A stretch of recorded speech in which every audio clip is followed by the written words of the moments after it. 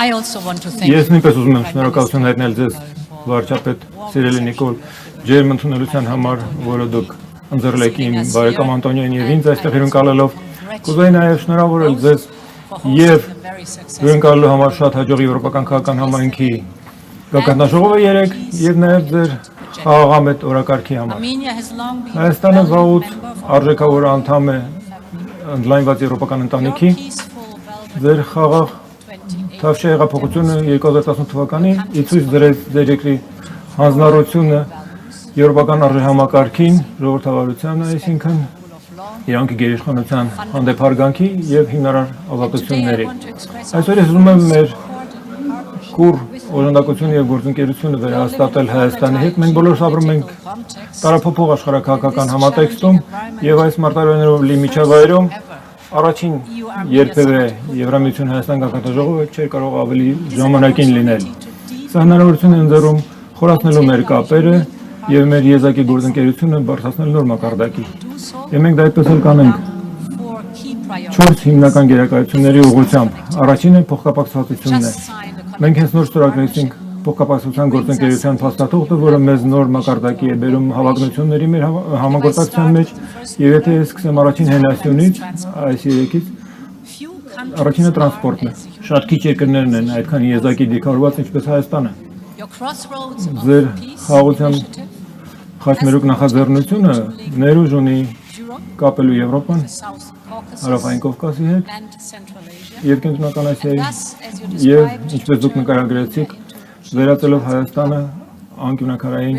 տրանսպորտային հանգույցի։ Մենք արդեն պատրաստ ենք աշխատել սահմանակետերը վերականգնելու, վերակառուցելու, երբ ձեր հարևան երկրների հետ սահմանահատումները բացվեն։ Մենք գիտենք, թե ինչքան կարևոր է Հայաստանի համար կուռ ինտեգրվել ռեգիոնալ տրանսպորտային ցանցերի մեջ, եւ ահա թե ինչու մենք կստատարենք ձեր ինտեգրումը անկյունակարային տրանսպորտային ցանցերի մեջ, ինչպես օրինակ Անդր Տրանսկասպիան տրանսպորտային միջանցքը, որը ռազմավարական կարևորություն ունի նաև Եվրոպայի համար, ինչպես նաև հաշվի առնելով աճող առևտրաշրջանառությունը մեր երկու տարածաշրջանների միջև։ Ահա թե ինչու այսօր մենք բարձր մակարդակի երկխոսություն ենք մեկնարկում տրանսպորտի շուրջ, տրանսպորտի եւ տրանսպորտային ցանցերը շարժիչ ուժն են նպաստելով մրցակցությանը։ Երկրորդ հենասյուն, ինչպես դուք ասացիք, էներգետիկան է։ Հայաստանի արագ զարգացումը արևային էներգետիկայի նշանակալի է։ Դա հստակ նշան է ձեր նվիրմանը Հայաստանի էներգետիկ խառնուրդը դիվերսիֆիկացնելու եւ գերագույն կարևորություն ունի, եթե մենք նայենք օրինակ էներգետիկ ճգնաժամին, որին մենք բոլորս այժմ բախվում ենք, մենք սատարում ենք նախագծերը խթանելու ձեր էներգետիկ անվտանգությունը, մասնավորապես հաշվի առնելով թանկարժեք վերականգնվող ռեսուրսները, որոնք դուք նկարագրեցիք։ Սա արդեն ներառնում է 25 միլիոն եվրոյի Կովկասյան էլեկտրահաղորդակցության ցանցի եւ էներգետիկ կուտակիչների կառուցմանը, ապահովելու ձեր մատակարարման անվտանգությունը։ Երրորդ հենասյունը թվանշայինը Հայաստանը ապշեցուցիչ նոր ծագող ԱԲ եւ ինժեներական էկոհամակարգ ունի։ Սա ուժեղ կողմ է եւ մենք ուզում ենք հենվելով դրա վրա կառուցել ավելին։ Մենք միասին վերհանել ենք Միլայն ընտրանի նախագծերի եւ մենք բոլորս այստեղ այս սենյակում ակնհայտեց ենք եղել ստորագրմանը մի քանի մտադրության նամակների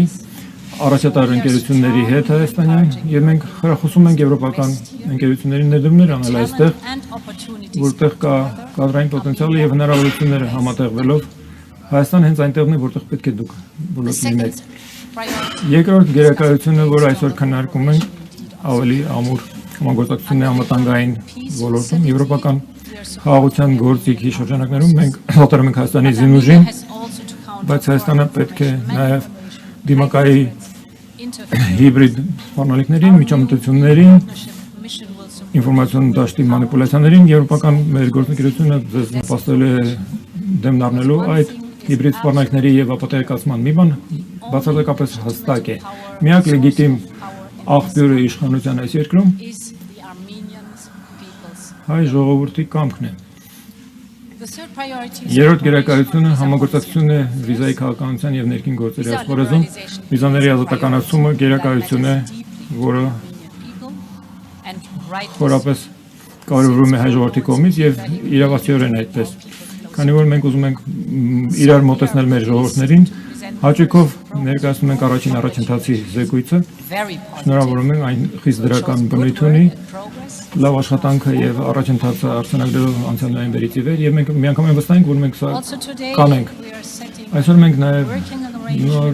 աշխատանքային կարգադրություններ ենք հաստատում Frontex-ի եւ Հայաստանի միջև, այն կամրացնի համագործակցությունը սահմանների կառավարման եւ միգրացիոն ոսկետի կառավարման ասպարեզում եւ վերջապես, բայց ոչ վերջին հերթին, չորրորդ գերակայությունը տնտեսական աջակցություն եւ սոցիալական դիմակայությունն է։ 2 տարի առաջ մենք մեկնարկեցինք տոկունության եւ աճի պլանը Հայաստանի համար 270 միլիոն եվրոյի արժողությամբ, սրա իրականությունը լավ առաջընթաց է։ Անցնում ենք անցնում ենք որ այս պլանը եւս 2.5 միլիարդ եվրո կզորագրի ներդրումների տեսանկյունից հաստատում ենք հայկական բիզնեսներին, օգնելով նրանց նորարարություն զբաղվել, նոր շուկաներ ոտնահարել եւ աճել, եւ ներդրումներ ենք անում հմտությունների եւ զբաղվածության ասպարեզում, ինչպես նաեւ ականազերծման ասպարեզում, որը անվտանգության եւ ապահովության համար կենսական է եւ շատ պահանջված աջակցություն ենք տրամադրում ներառյալ բնակապահովում Ղարաբաղից տեղահանվածների համար։ Միլայն ընտրանի թեմաները ես ընդգծեցի միայն ամենից կարևորները, բայց սրանք սիրելի Նիկոլ եւ սիրելի Անտոնիո ցույց են տալիս ընդգրկումը եւ խորությունը մեր համագործակցության եւ ես ակնկալում եմ մեր հաջող գագանաժողովը։ Շատ շնորհակալություն։